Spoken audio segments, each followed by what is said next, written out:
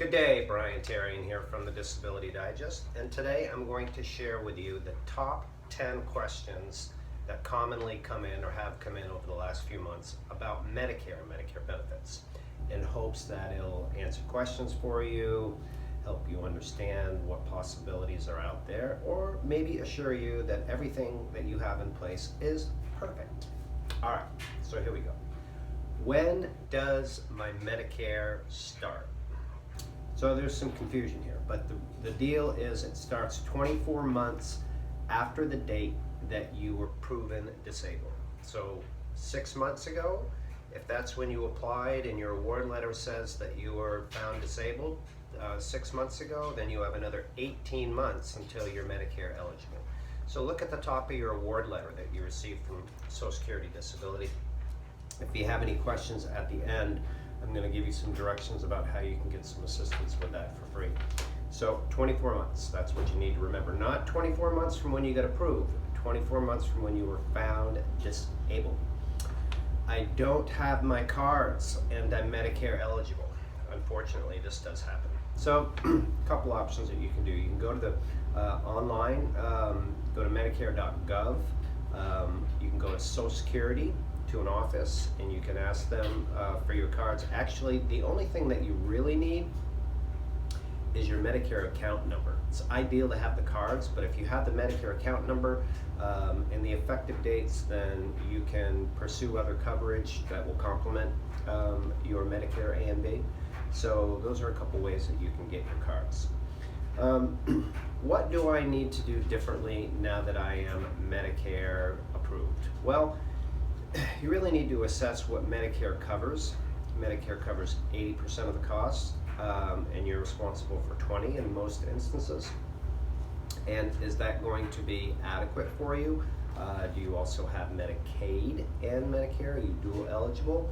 So there's no real one-size-fits-all answers, because I expect your health is different than other people. Your financial situation may be different, so there's a lot of variables. So you really need to determine what's important for you, and then select and pursue a solution that will make that work. So for example, let's say your health is relatively stable, and so you need to have a plan in place maybe that covers your catastrophic out-of-pocket expense, and you can see some doctors, and that's one thing. But let's say that your health is not stable, and you're going to need to see a lot of specialists throughout the next year. So you need to keep in mind that with an 80-20 plan as it is, you're going to be subject to some additional expenses. So you need to look for a solution that would cover that. You don't need to, but it would be helpful if you did.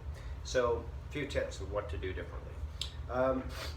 How are these plans, referring to these plans, there's Medicare Part C plans. How do they have all these benefits in it for free? So Medicare A and B is standard. Part C is what are called Medicare Advantage plans. Here comes ACE. And Part D is Medigap plans. Most people that we meet through the Disability Digest have Medicare Part C plans for a variety of reasons. But typically there's no premium. That's one of the reasons. And so the question again is, how are they free? Well, they're really not free, because Medicare Part B has a charge associated with it, which at the time of this recording is $144.60, up $9.10 from last year. Thanks for joining, Ace. And so that's what funds it. Now the state might be paying for your Medicare Part B. And if that's the case, then the state is still funding it, and that's where the money comes from to make this all work.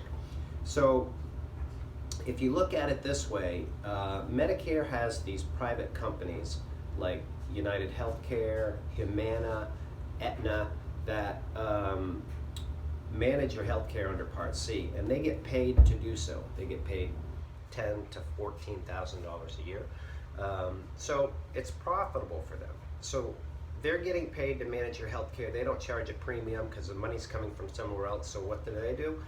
They add in all these other benefits. In Common Plan C, you can see things like shopping credits. Sometimes there's cash back. There's free gym memberships.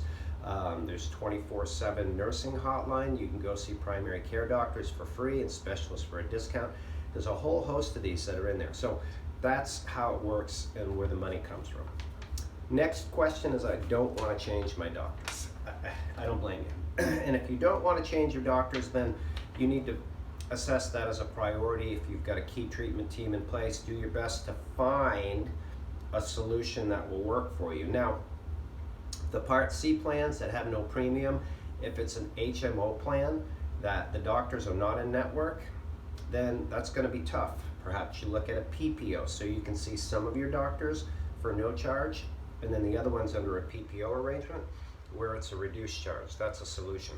If you have, 6, 7, 8 doctors, it's really difficult to find them all in one plan based on my experience and what I hear back from people. So you just have to do the best that you can and understand. If they're all in an HMO, great, perfect. And sometimes they are. So are my medications covered?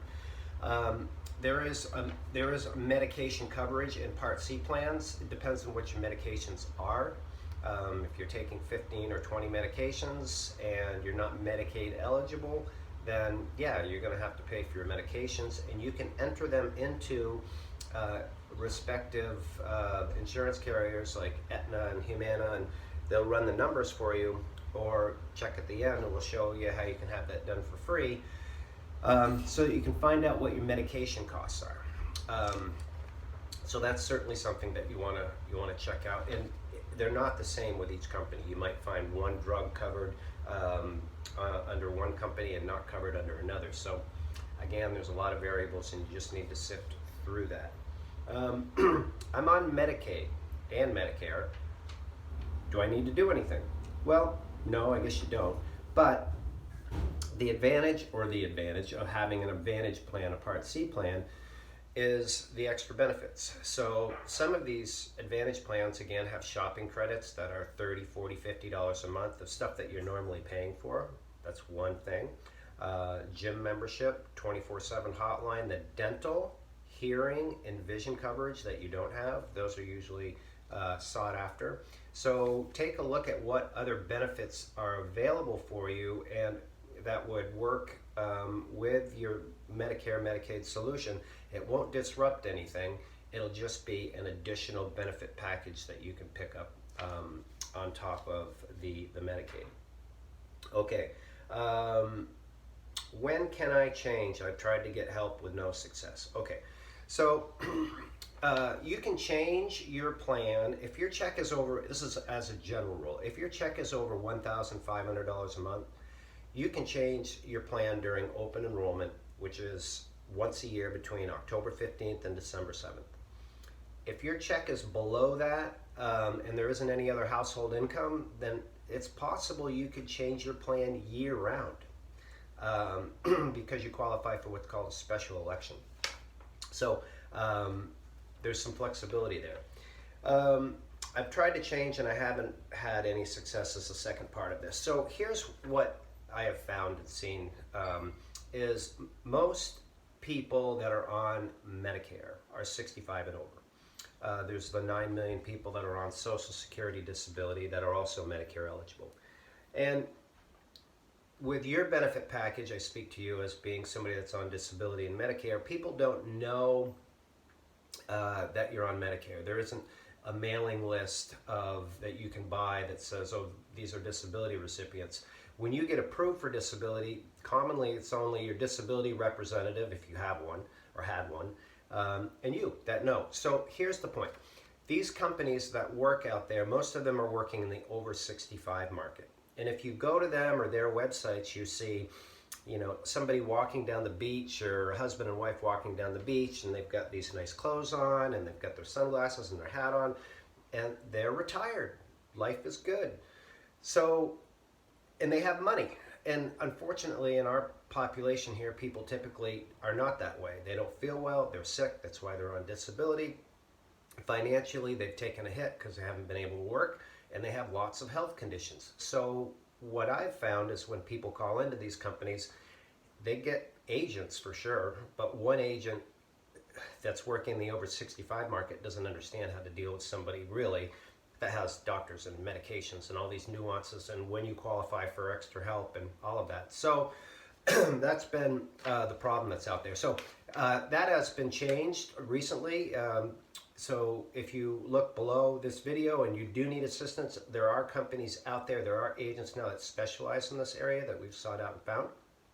So, and it's free to speak with an agent, have your needs reviewed to figure out, you know, if you're on the right plan or if you qualify for extra assistance or what might be out there for you. So I'm in hopes that these top questions provide some answers for you.